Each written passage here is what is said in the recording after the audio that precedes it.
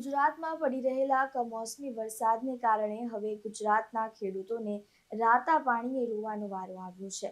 નમસ્કાર, આપ જોઈ રહ્યા છો ચક્રવાત ન્યૂઝ। હું છું આપની સાથે નિધિ। મારો વરસથી ગાયનો નીર સારો હતો, મારે મજૂર ના દેવાના બાકી છે, હવે ઈ તો મારા ગાયનો નિર્ણય નહીં થાય ભાઈ। રોહિતભાઈ આમાં કઈ નહીં થાય બાપા, અમે મરી ગયા, મારે મજૂરી કેમાંથી દે ભાઈ।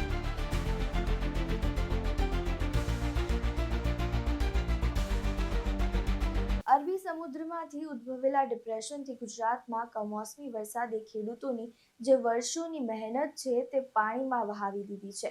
25 થી 28 ઓક્ટોબર દરમિયાન સૌરાષ્ટ્ર અને દક્ષિણ ગુજરાતમાં 5 થી 10 ઇંચ વરસાદ પડતા મગફળી, કપાસ, ડાંગર અને સોયાબીન જેવા પાકો સંપૂર્ણપણે નાશ પામ્યા છે।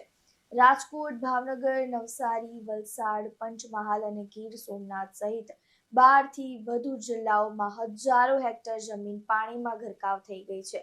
નવસારીમાં 18,000 થી વધુ હેક્ટર ડાંગરનો પાક ધોવાઈ ગયો છે, જ્યારે વલસાડમાં 75,000 હેક્ટર વિસ્તાર પ્રભાવિત થયો છે।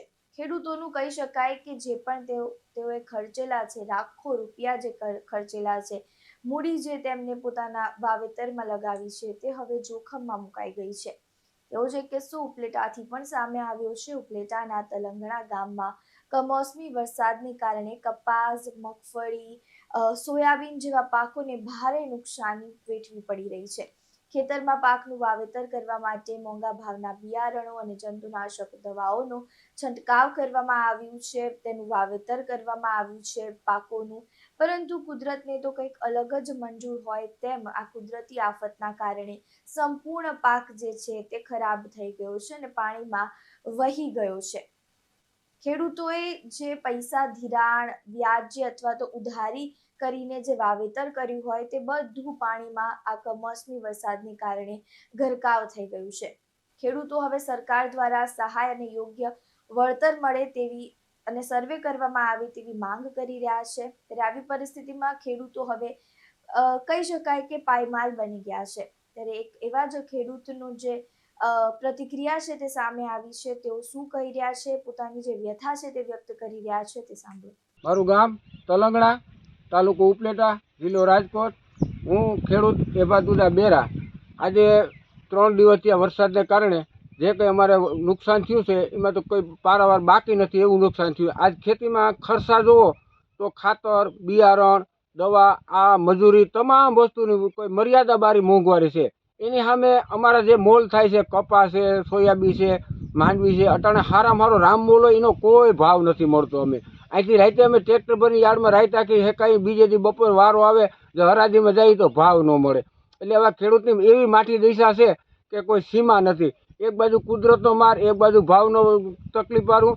આજે અમે અમારી પ્રજાને કહીએ કે દીકરા આમાં ખેતીમાં થોડુંક કોઈક ધ્યાન દો, આવો તો નાની સૈન આમાં કોઈ ખુશી થાય એમ નથી, કોઈ નાની સૈન ખેતી કરે એવું નથી, કારણ કે આમાં એ દેખે છે કે આમાં અમને મૂલ નથી હું એમ તો હું ખેતી કરે નાની સૈન। એટલે અમારે સરકારને એવું કહેવું કે આમાં જરાક સર્વે કરાવો અને આવીને જોવો, તાત્કાલિક સર્વે કરાવો। 2 દી તડકો નીકળે હુકાઈ ગયા પછી તમને દેખાય નહીં તો એવું થાય। એના કરતાં અત્યારે તાત્કાલિક સર્વે કરાવી અને ખેડૂતની વારે આવો તો વધારે બધા સારું થાય। નકર ખેડૂત કાંઈ આપઘાત કરતો થાય અને માથે લેણાના બોજ થઈ જાય।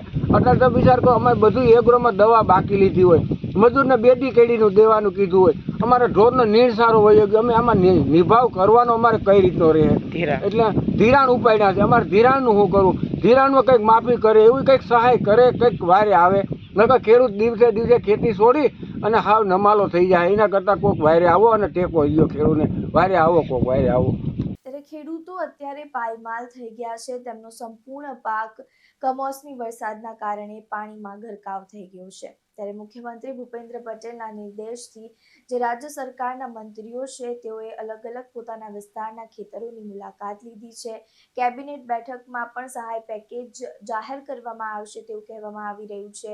સર્વે ચાલુ છે, જેમાં નવસારીના 350 ગામોનો સમાવેશ થાય છે, જ્યારે ખેડૂતોને પાકને તાત્કાલિક સુરક્ષિત સ્થળે ખસેડવા અને ઢગલા આસપાસ માટીનો પાળો બનાવવા પણ સૂચના આપવામાં આવી છે। તો ખેડૂતોની આ દુર્દશામાં સમાજે પણ સમર્થન આપવું જોઈએ, જેથી તાત્કાલિક વળતર મળી રહે, કારણ કે અત્યારે ખેડૂતોને રાતા પાણીએ રોવાનો વારો આવ્યો છે. ખેડૂતોના જે કંઈ પણ પાક, જે શિયાળુ પાક હતા, જે તૈયાર થઈ ગયા છે, તે સંપૂર્ણ પાક અત્યારે પાણીમાં ગરકાવ થવાને કારણે તે લોકોને મોટી નુકસાની વેઠવાનો અત્યારે વારો આવ્યો છે.